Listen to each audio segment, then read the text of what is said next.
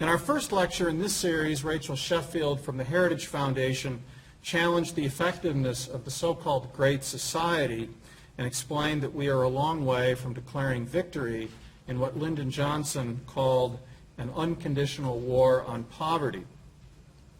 In our second lecture, Brian Kaplan from George Mason University explained why democracies create programs like the Great Society, programs that sound good and promise a lot, but rarely deliver much of what they promise.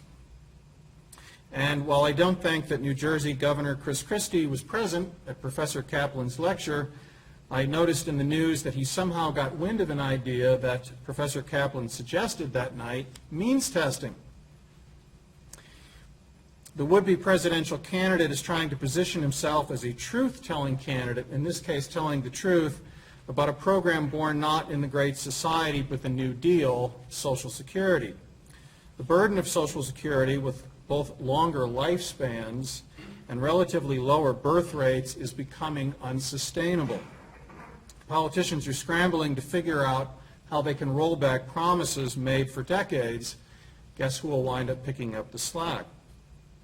Another program that threatens to become unsustainable but was born of the Great Society is one that's much more relevant for you, and that's federal aid to college students. While arguably a help to many, it has also enabled obscene increases in the cost of attending college. My wife and I, in fact, were talking about this the other night, and if I recall my tuition bill from Michigan correctly and the fees and tuition I saw at Delta, it now costs as much to attend Delta College as it used to attend Michigan. Or if you prefer, Michigan was once the cost of Delta College now. That's not adjusted for inflation, but every study shows that the cost of college has far outpaced the rate of inflation. And all this government aid has hardly made college more valuable, as you know, but it has managed to swell the ranks of administration and facilitate the conversion of what were once Spartan dormitories, dining halls, and dusty gymnasiums into luxury apartments, vegan cafeterias, and fitness centers. And what one must ask is what the consequences will be of $1.3 trillion in student loan debt, which is an average of about $30,000 per student. So the numbers don't suggest the solution to be another government subsidy or loan program. And this brings us to looking for alternatives to the Great Society and other welfare state programs. To help us understand these alternatives, we have tonight Mr. Kris Mauren.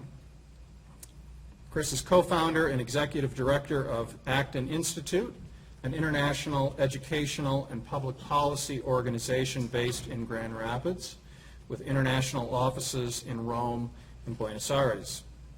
The Institute publishes scholarship and film and organizes educational seminars around the world for current and future religious leaders across denominations. These materials promote an understanding of the ethical dimensions of the free market economy. The Institute also works with business leaders, helping them to embrace their work as a worthy calling and to encourage their positive moral defense of a free society characterized by individual liberty and personal moral responsibility. Mr. Mauren is widely recognized as a leader in nonprofit management and consults regularly on best practices in governance, management, measurement and evaluation, as well as fundraising in the not-for-profit sector. In 2010, he was presented with the Distinguished Alumnus Award from the Institute for Humane Studies and was the 1999 recipient of the Liberty Executive Award for Outstanding Nonprofit Management. Kris also serves as a director or advisory board member for a number of other institutions. We're pleased to have him with us here tonight. He'll speak for about 40 or 45 minutes, and then we'll have time for questions and answers. And at the conclusion, I invite you to join us out in the lobby for refreshments. And please, again, don't forget to turn in your surveys in one of the baskets. Thank you very much, and please join me in welcoming Kris Mauren. Sorry about that. I apologize first for a little frog in my throat, so I will try not to cough into your ears. Thank you, Glenn. We've known of each other for years, but we just met tonight. So when people don't know me, they usually say Mauren. When they do know me, they say moron. And I usually pronounce it Mauren. So good to be with you. I was here once before, 25 years ago, which is probably before, it's depressing to say, but all you students were born. But I moved to Grand Rapids, Michigan from Hawaii in 1990 with in shorts and the last tan I ever had. It was April and it was snowing. And I thought, what have I done to my life? But I moved there to help begin the Acton Institute. And as soon as we began, people started telling us, hey, you're in Michigan, you're promoting free enterprise and ethics, you need to go visit Northwood. And so I got in the car and I came over here and I met a lot of great people and was very impressed with this institution, so it's good to be back. Now, I'm kind of intimidated because I am the third in this series on the Great Society, and I'm certain that the first two stole all the good ideas that I intended to share. So I thought long and hard, how am I going to make this fresh and different? And this is the best I came up with. Anyone seen this dress before? Okay. Well, I'm going to try really hard to answer how this is relevant to the topic at hand in my lecture today. But you're going to have to stick with me and stay to the end and not fall asleep. But at the risk of boring you, I thought I'd begin with a little bit of an overview, which for all of you should be a review of the Great Society, what it is, how it came about, what its results were. And that should bring us around pretty quickly to the answer, I presume, the conclusion that was brought to you by the speaker number one on has the Great Society been a success? Okay. Secondly, second speaker talked about, are we stuck with the Great Society? What are the motivations behind creating such societies and how can they be overcome? Again, I'll lightly touch on this, but I think the answer is probably. We're probably stuck with it. I hope not. And I wouldn't be doing what I do, educating on behalf of freedom, if I thought it was impossible to overcome. But the real answer on whether we're stuck with the Great Society depends entirely on you, and I'll come around to the end of that. So finally tonight, I meant to talk about alternatives to the welfare state. And within my main topic, I'm going to address a few different things that might seem sort of random. Broadly, I want to talk about questions of wealth and poverty, importance of civil society, revolution, American exceptionalism, fraternities, and the superiority of private charity. Now, that's a lot of ground to cover, and of course I've got to talk about the dress. So, I mean, Glenn said 40, 45 minutes, but I'm going to count on you guys. If it's over 3 hours, kind of do this. No, I'll stop. Along the way, I'm going to give a few definitions. So I'm going to start with some definitions, assumptions, and caveats. And the first one is that you could speak about the Great Society in a broad manner, but I'm going to speak very narrowly. What is meant literally LBJ's, Lyndon B. Johnson's Great Society program, begun essentially in '64, at the beginning of a couple speeches at universities, declaring his intentions for a new deal called the Great Society.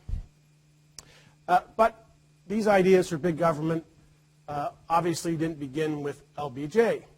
So in the progressive era, we began in this country to talk, politicians began to think about ways to build a more robust government. And of course, under Franklin Roosevelt, the New Deal was the first major effort to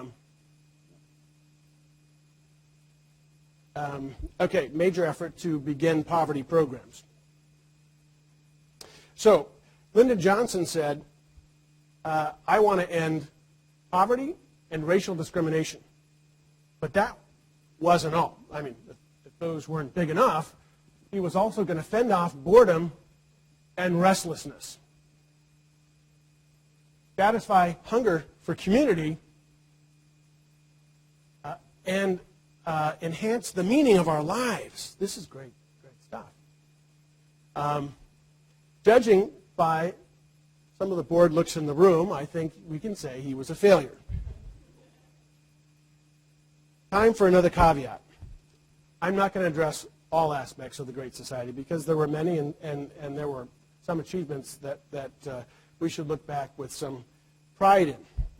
But I'm going to focus, as I think it sounds like we have in much of the other two lectures on this topic, on the war on poverty, the initiatives to end poverty as we know it forever. So this became known, this aspect of the war on poverty was part of the sort of the cornerstone of the Great Society initiatives. And so we get to the question of did it work? And you've had a whole lecture on this. I'm not going to dwell on it. Undoubtedly, and if you didn't get this quote in your first or second lectures, ask for your money back.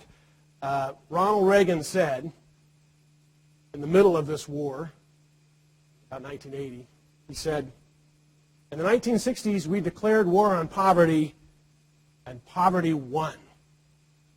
Poverty won. So anyway, I'm going to show just one slide on the results today of some of the key initiatives to end poverty. All right. So here's one. Poverty, actually, poverty rate for families is essentially unchanged. Poverty rate for American children, higher. And finally, the poverty rate for working age population, also higher. It sounds like a manifest failure to me. Did we try hard enough? Did we spend enough money? You know, there's a startling statistic that beginning in '63 till today, there's been a tenfold increase of funding. So year after year, when they didn't get the results they wanted, the solution was more and more money. But we're getting more of the same results. In fact, in this current year, it's estimated that our government will spend nearly $1 trillion on a variety of welfare programs. So here's the bottom line. Ronald Reagan was right.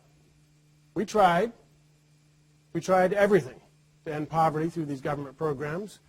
We threw everything but the kitchen sink at it, and we lost. Indeed, a cogent argument could be made that not only have we not improved the conditions of the poor in this country, but we've made them dramatically worse. Not only is there more poverty, but we've created a culture of dependency, encouraged family breakdown by these policies, emasculated men as head of households, and affronted the dignity of people who deserve the opportunity to do for themselves. So am I suggesting we do nothing for the poor? Absolutely not. But I'm suggesting that what we're doing is not working. And more importantly, it disregards the dignity of the poor. We need a new paradigm. Now, since we're talking about poverty, let me back up a little bit and turn it a slightly different angle. Let's talk about wealth and poverty. Now, we're all born poor, quite literally. We're born without a shirt on our backs and nothing else. Now, I want to suggest to you, and this may be really obvious, but poverty is a natural state. This is the norm for all of human history, and if you doubt that, just sit where you are for the next 6 months. You will be poor, very poor indeed. In order to go from being poor to not poor, you need to do something to meet your needs. Thousands of years ago, our ancestors would get up before dawn and hunt and gather all day long until sunset, and then go back to their cave. And they would literally spend all of their waking hours finding ways to meet their basic needs. And it really was this way for all of human history. with very rare exceptions. Even the kings and queens and the wealthiest people in history had nothing like the standard of living that we enjoy today. No running water, no indoor plumbing, no electricity, no heating and cooling, no big screen TVs. By any standard today, we would much rather be where we are than some of the wealthiest in many parts of history. So it's only in the last 200 years that there's been any real increase, meaningful increase in the health, wealth, and prosperity of the human family. The last 200 years, for example, beginning in 1800 to 2000, life expectancy increased from just under 40 to just over 70. Now, and this is after having been relatively constant for millennia, literally, had been unchanged. Per capita income worldwide during the same period surged from under $1,000 to over $10,000. Now, this is a slide of the United States, and you can see that $10,000 is the world average. The United States has a per capita income of nearly $50,000. Now, there's a lot of reasons for this dramatic rise, including industrialization, the combustion engine, electricity, education, global trade, to name a few. But even these advances could only have taken place in a certain context. And I'm going to talk a little bit about that a little bit later. But to summarize what I've asserted, I want to say this. Poverty is the absence of wealth. In history, poverty is the norm, without exception. Men and women are creative problem solvers. And in the modern era, they are more productive than they are consumptive. This is important to dwell on. Under the right conditions, we all produce much more than we consume. And there's a lot of people in the world who are afraid of population growth, for example. Somehow more and more humans are going to destroy the planet. In fact, just the opposite. If people are left free, they are problem solvers, they are more productive than they are consumptive. This is the context. Freedom is the necessary context for people to be greater contributors than they are takers.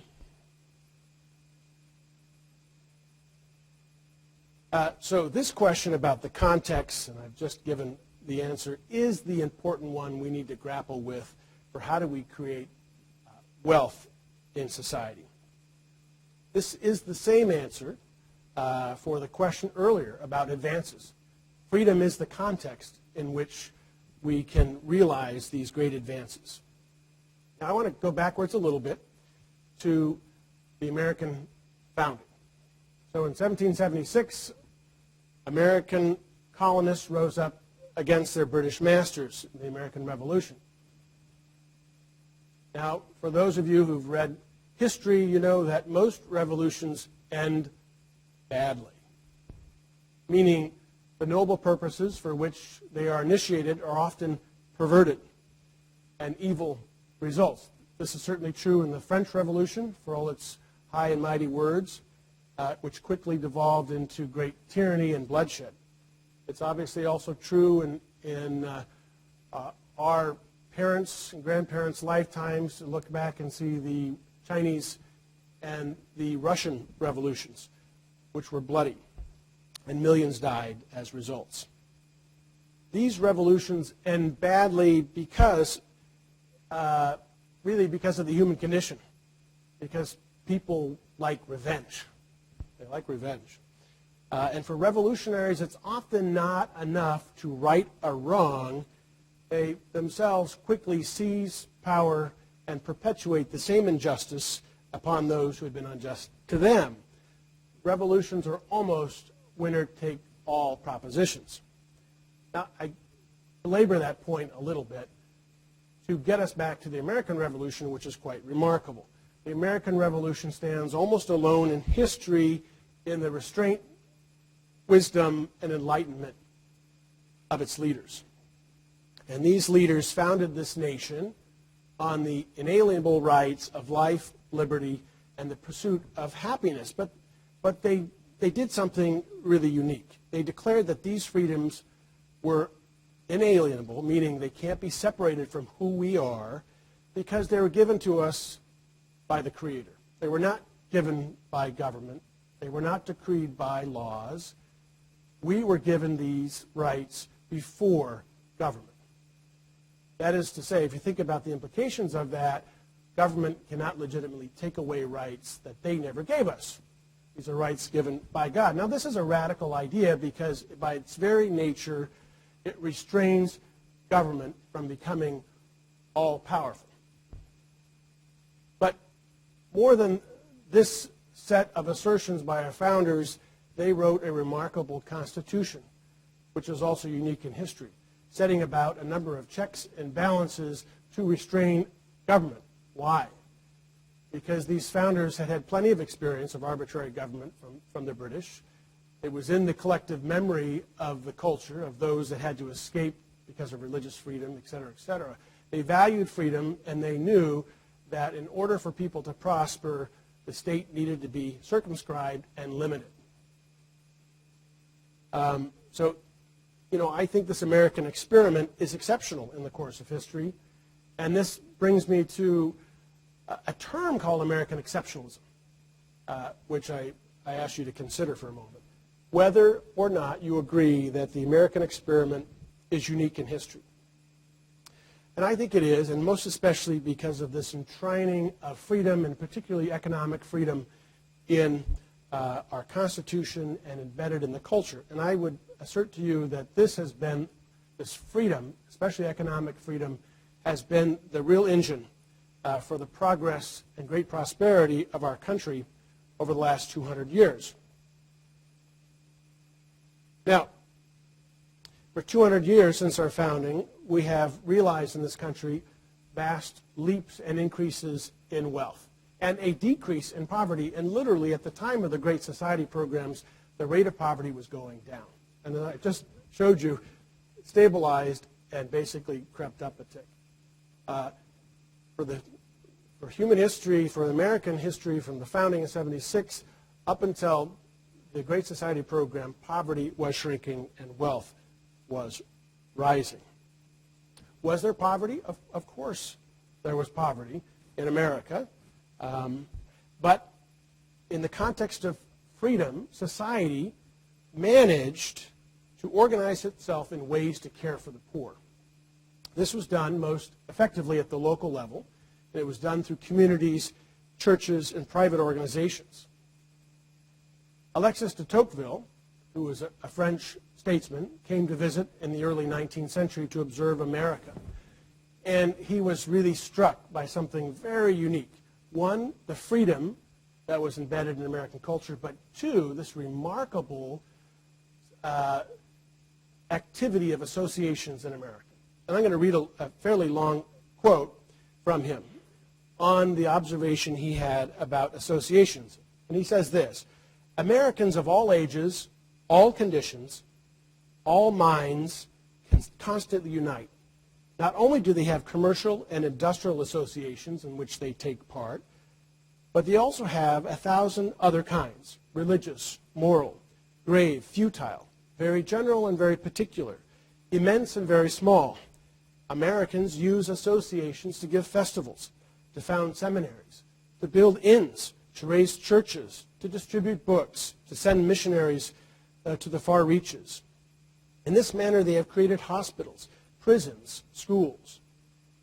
Finally, if it is a question of bringing a light of truth or developing a sentiment with the support of a great example, they associate. This is think tanks and universities. Everywhere you see at the beginning of a new initiative, there is an association. And that is remarkable about the American experiment and almost unparalleled, that there was this freedom, there were human needs, including poverty needs, but society, not the state, society organized itself to meet these needs. Now, many of these associations that Tocqueville observed were created precisely to help people in short-term trouble or folks who fell upon hard times. For example, in 1920, there were over 10,000 fraternal orders in the United States. Now, many of you are too young to ever experience any one of these. They still exist. You drive along the freeway and you see an Elks sign or Order of the Antelope or some of these things.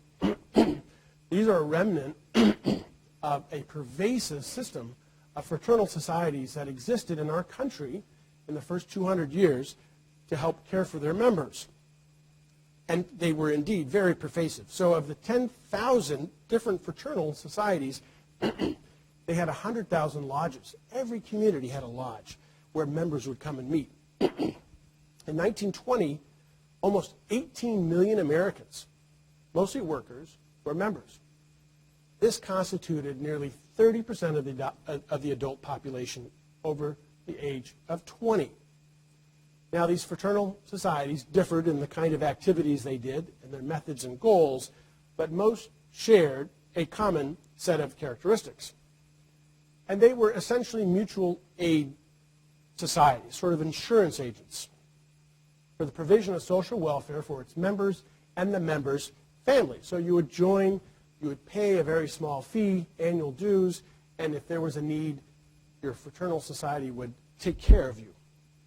By 1910, most of these fraternal societies included a doctor that would be engaged by the lodge to care for you or your family, a kind of precursor to an HMO. The fees would be very low and accessible. For example, one such fraternal organization, the Fraternal Order of Eagles, charged $1 per year for a member for coverage for them and their family. This entitled you to visit a doctor or for the doctor to visit your home. Many of these societies organize themselves around ethnic groups or religious groups.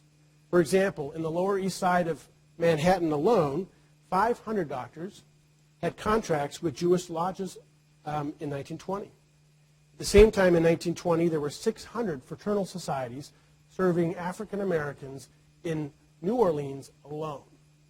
And these were really pervasive. All of those societies in New Orleans provided medical services. Now, in most cases, medical care provided by your lodge would be the equivalent of the services your family doctor could provide today. It didn't include hospitalization or major surgeries, etc.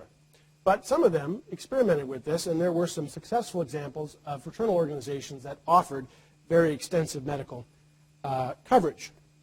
The most ambitious of these fraternal societies was probably the Security Benefit Association of Topeka, Kansas. And they had an advertising campaign in 1910 where they promoted to their members that we are going to be with you from cradle to grave. In addition to a hospital they built for their members with full range of services, they built an orphanage, private school, a home for the elderly, and a hotel. These private societies were very effective. Why? Because they were known to each other. They were member societies. They were able to hold each other accountable. Members knew each other. The leaders knew the members. And they knew when their members were truly needy. In fact, they wouldn't have to even wait for a member to come inside. They knew that something happened to their home or they lost their job. Such was the intimacy. So they knew when people really needed help, and they knew when they were shirking their responsibility. They knew when someone needed a little extra patience, and they knew when someone needed a kick in the butt to get moving. They knew what their members needed, and they could hold them accountable. So I'd like to suggest to you that the secret to good charity is knowledge. And knowledge is best secured at the most local level of need. Now, this makes sense. I mean, someone in your family has a problem, you know that. You know the nature of the problem and the pervasiveness of the problem. Likewise, as you go out from the family to the neighborhood, to the church, to the community, knowledge helps us address the problem in the most effective manner. The amazing thing about American society, up to the Great Society programs especially, and this was observed by Tocqueville, was that Americans did not look to the government to solve their problems. They created associations. They found private ways to care for themselves and their families. Now, the tragedy for us, in my view, is that beginning with the Progressive Era, through FDR's New Deal, and through LBJ's Great Society programs, government programs came in and literally began to compete with these fraternal societies. And it's hard to compete against free. And so eventually government programs crowded out all these private associations. And if that wasn't bad enough, all of these government programs have helped to change the mentality and assumptions among Americans such that today we no longer expect to take care of things for ourselves. Our first instinct is, what can the government do for me? So I've taken us on, I guess, a little bit of a circuitous path to answer the questions. What are the alternatives to the Great Society? But I hope, as I move toward the finish here, things will begin to make a little more sense to you. The first thing in the final stretch I want to say is that we absolutely do need an alternative to the Great Society program. It hasn't worked. It manifestly hasn't worked. And as morally minded people, we ought to be concerned that not only are people hungry, but we have mistreated them and treated them like we treat animals, like material objects. You need something? There. Instead, this new paradigm shift needs to take place where we get to know people in the way that the fraternal organizations used to know them and can care more deeply for people. So we need a new alternative because in this age of wealth and knowledge, it's a tragedy and unnecessary that we have poverty in America and poverty in the world. So what then is the alternative to big government campaigns against poverty? I suggest to you it's a small government campaign for wealth. And what's the alternative to the Great Society? It's a prosperous one, where wealth production is maximized and poverty is minimized. Now, folks, if we were to try to set out an agenda for decreasing poverty, we would first look around the world and say, what works? How do we create wealth? So our goal as morally minded people who want less poverty in the world is, how do we organize society in the way that produces the maximal amount of wealth to be shared? So that's the first thing. We need to organize society in a way that produces wealth. Why is that good? One, it makes the number of poor people smaller and ultimately more manageable. Two, it provides for superfluous wealth so that some who are successful in society and people generally can afford to be more generous.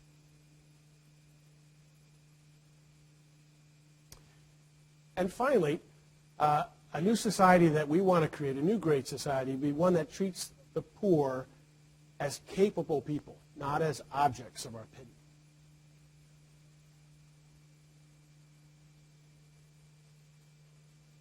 Now, this might sound an awful lot like I am trying to go back to the future. And I am. I'd like to see us go back to a society that looked a lot more like the American founding than we have today, because that vision was unique and special. And while not perfect, I suggest that the ideas of the founding fathers proven themselves in the production of wealth. Are we stuck with LBJ's Great Society? I think not. But we do have a huge challenge ahead of us. And the challenge is that people always, almost always, prefer security to freedom. Or I might say perceived security. But this preference for security invites more and more government promises to help keep us secure. But often these promises are hollow. If you're a student in this room, raise your hand if you fully expect to see Social Security when you're 70 years old. All that money that's getting out of your paycheck. Anyone want to raise your hand? Okay. How secure is that? Right? One would think that facts and history are on our side, that limited government and capitalism have bested socialism. And it's true. Look at these slides. I love these slides. This is the island of Hispaniola in the Caribbean. The right side is the DR, Dominican Republic. Left side is Haiti. This is a great petri dish, really, of how to organize society and to observe results. Dominican Republic has a growing economy. There's some poverty, but they are dramatically wealthier than patriots in Haiti, right across the border. This is a small island. This is incredible to me, and this next one is even more incredible. This is the Korean Peninsula. This is South Korea. This is China. And that's North Korea. This is taken from a satellite. In fact, I tried my darndest to find GDP and per capita income statistics in North Korea, and they don't exist. They don't exist. This is a desperately poor place where people are literally starving to death. Literally starving to death. And this is even more remarkable than Hispaniola, because these are people who 2 generations ago were one. They speak the same language, same genetic pool, same families, arbitrarily split at some point after the war. And yet we have this dramatic divergence between wealth and poverty. South Korea, one of the wealthiest countries in the world, and North Korea among the very poorest. So I look at that and I say, my gosh, what more evidence do we need? No clearer proof in my mind of the superiority of freedom over socialism. But somehow, that isn't enough. Oops, I'm going to skip to this last one. That takes me back to the dress. Well, we almost had World War III in my household over the dogmatic positions of the color of this dress. Now, I can't imagine there are too many of you that don't know this controversy. It blew up the internet. I had my 12-year-old telling me about it. I had my college kids telling me about it. 2 of us were on team black and blue, and 2 of us were on white and gold. I'll confess that I'm bewildered by the phenomenon in this photo, but there are 2 conclusions I drew from it. One, that some people see the very same facts differently. And 2, others are simply impervious to the facts. And the dress is black and blue, by the way. So facts are important, but they often are not enough. So advocates for freedom, for small government, we have a difficult task ahead of us. We must be more clever, more creative, more tenacious, more inspiring, and more gracious if our ideas will carry the day because of the dress. But when I look into this crowd tonight, I remain confident. We're smart folks, and our future is literally in your hands. The great society, I hope, under your leadership, will be one characterized by radical freedom, radical care and compassion for our fellow man, and prosperity for all. Thank you. And I do have, I want to show one quick thing. I'm going to show a 3-minute film clip, if I can get to it.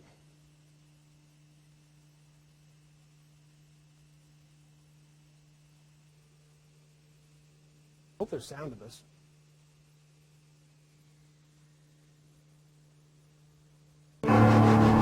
Machiavelli said, the reason there will be no change is because the people who stand to lose from change have all the power. And the people who stand to gain from change have none of the power. that's describing the global aid system today. I'm glad people want to help. It comes from a good heart. People give us food, they dig us wells, they bring us shoes, and they encourage others to give. We're going to make poverty history. The problem is, it does not work. The foreign aid amounted to a huge subsidy, hundreds of millions of dollars. Tom Shoes found the right model that captured this love of people who want to be generous and helpful. Our donations have an unpredictable impact on the local economy. Why would you go buy something? It's for free. What happened to our cotton farms? That's all gone because of the negative impact of the imports at a second-hand level. We rich countries that produce a lot of food should sell it to poor countries. It has not worked. We've actually created more poverty. We don't need one more celebrity doing one more campaign. What we need is to no longer be excluded. No one wants to be a beggar for life. Emergency disaster relief has become the permanent model. After 40 years, if you're still here, there's a problem. I know about countries that developed on trade and innovation and business. I don't know of any country that got so much aid it suddenly became a first world country. If you really want to help, the poverty industry as we know it has to go. The sooner we tell a beautiful story about the African entrepreneur doing amazing work, then we will begin to shift mindsets. Her kids were in a horrible situation, but she started to work. And within 3 months, she had 10 employees of her own. When you do something, you can see the impact on the population, and you can say, this is because of me. Having a heart for the poor isn't hard, but having a mind for the poor, that's the challenge. I showed that clip because it's a new documentary that my organization just produced. And I think you might have seen a parallel between the paradigm shift we're calling for in international aid with what needs to be done domestically. This documentary, by the way, is going to be promoted to college campuses for screenings beginning this fall. So I hope we'll have a screening here. So I am available for any questions you guys might have. I've got a microphone, and if you don't mind using it, that would help.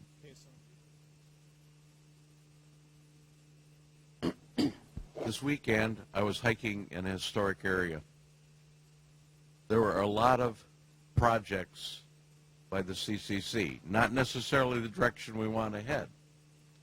But you look at those kids, 17 and 18 years old in the pictures, and you go,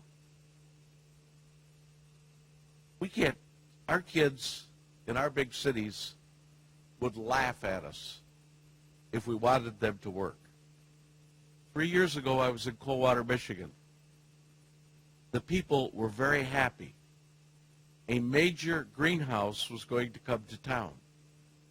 That is a relatively poor area in Michigan, or at least their unemployment rate was very high.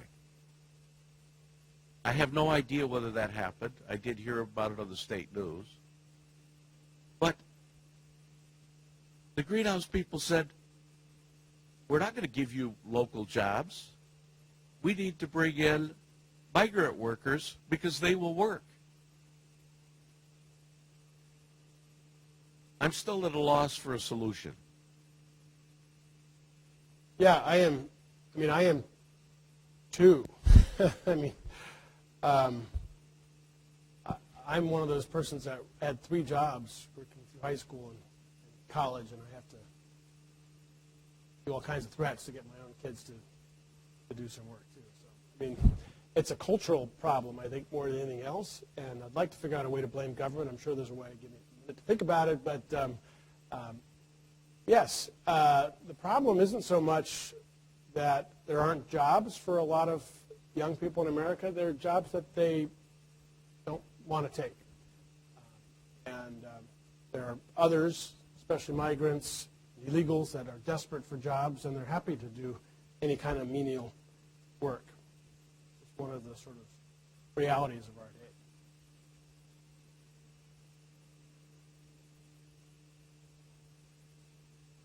You talked a lot about the problems and potential solutions, but how would you go about actually implementing your ideas? Well, it's a lot of education. and informing people about the realities of the past. I mean, a lot of people don't understand that there were pervasive systems in place in America to help care for the poor. There was a safety net, a private safety net. So there's a sort of erroneous narrative out there that there was no safety net, so government had to step in and create one. That's just false.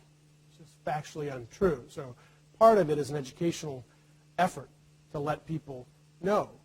Part of it is to begin telling persuasive stories in film. So this is the second film product in the last year and a half that we've developed in poverty. And actually they're really moving stories about people who are working despite all the odds of government problems and regulations to create wealth for themselves and their families and their workers. Very inspiring stories. And there are stories of, talking about how governments come in and compete and push out private enterprise and private charities even.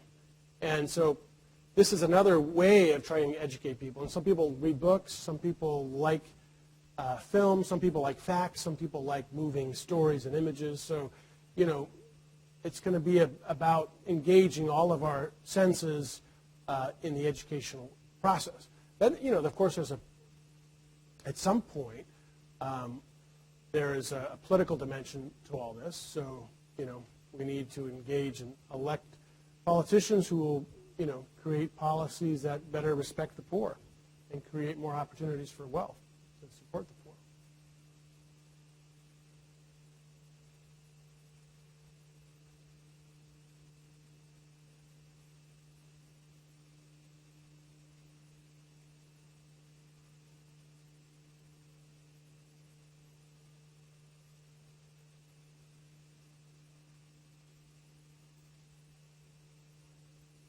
Yeah, I mean, students probably have heard reference to Piketty's book. It's nothing new. It's a big, huge book.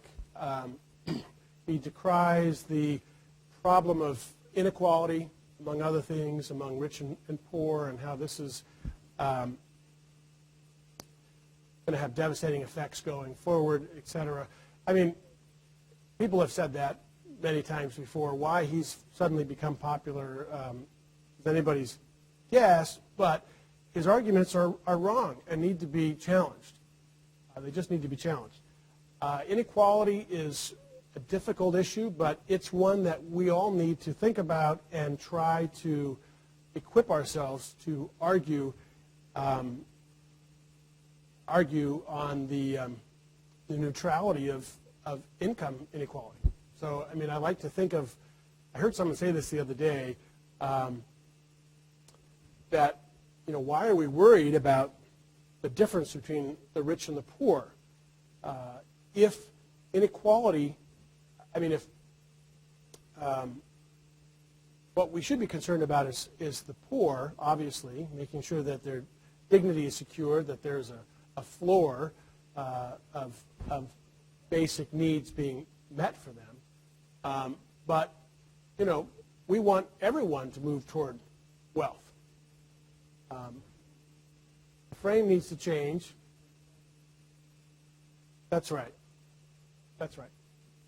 And but it captures our moral imagination. It seems somehow unfair that Bill Gates has $80 billion and this person has $8 billion. I mean, people think that's somehow morally unjust, and that's a feeling. So we have to figure out ways to shake people's feelings. So, feelings are real to them.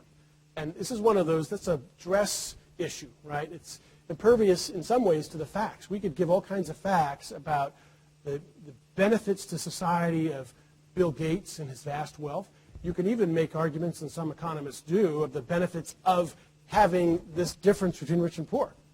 The facts will be helpful for some people, but we still need to figure out other ways to change the frame, as you said, because for some people it's not a factual question. Sorry.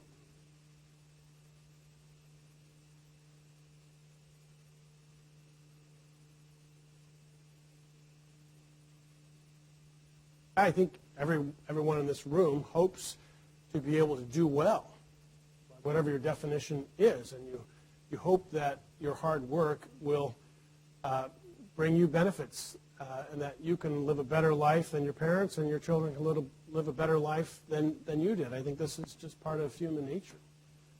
And if we enact laws that keep people from being successful at some arbitrary point, beyond some arbitrary point, that will have the real pernicious consequences for the economy. And if you want to ask a question, just raise your hand. I'll bring the mic to you. So one of the things the Acton Institute does is work with religious leaders, pastors, rabbis, and such. From your experience with those programs, do those people generally think that government ought to be doing more? Or are they with you in trying to see the dignity of the poor and giving them means to provide for themselves so that they don't, as someone in the film said, become beggars for life? Yeah. That line, no one wants to be a beggar for life, stops them in their tracks. It does. And that's an example of changing the frame a little bit, because they say, wait a minute, yeah, that's right. We're not doing them any favors. I mean, it suggests that you're a beggar for life if we're giving you forever, right? And to create systems of perpetual aid is basically suggesting that. So often with religious leaders, their problem, in my experience, is that they enter ministry with great fervor and passion for people, and often for the poor in particular. But they haven't had any economics. So sometimes that sort of desire to help those people lead better lives, or their righteous anger against some bad form of capitalism somewhere, often is transformed into bad economics. So these film products have been very helpful with religious leaders. They show stories of people whose dignity is affronted. So, we don't use pie charts and economic data very often with religious leaders. We tell them stories about people trying to better their lives and their families and the challenges they meet.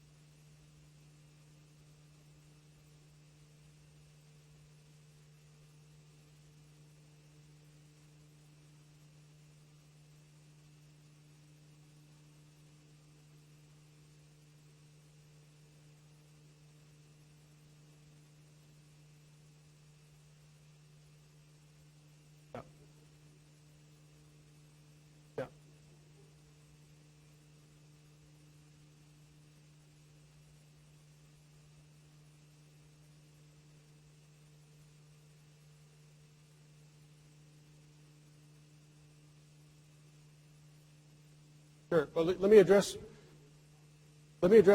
some of the points you've made. So, one, I sure hope I didn't blame the poor for any of these catastrophes, and I quite agree with you. One of the biggest problems we have in America is crony capitalism, where we've got big companies that are buying off politicians and creating special favors for themselves and all the rest, and I don't pretend for a moment that that is a just system, and that needs to be challenged and rectified, for sure. So that's the first thing. Second point, I think it's absolutely true that there are crises that happen in the world, and that's exactly the time for charity, right? Immediate, generous charity to stand shoulder to shoulder with people who've just lost their home, have nowhere to turn, etc. You don't ask questions about whether they're the worthy poor, whether they're late. I mean, you help people in need in those moments, okay? And that is a time when I think it's totally appropriate for government to step in. The case with Haiti we talk about, government stepped in and they haven't left.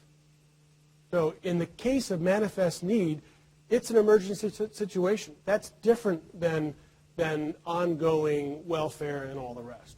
So I agree with you. There are times when the crisis goes beyond what the safety net is. That happens now with all of our manifest welfare programs. That is the time for charity. But we can't let charity and relief be the model for welfare. That's where it goes wrong.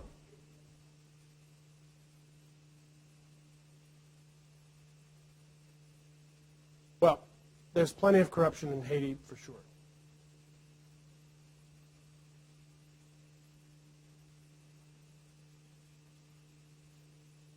For the reception, and I thank you all for coming, and I look forward to seeing you this fall. Thanks.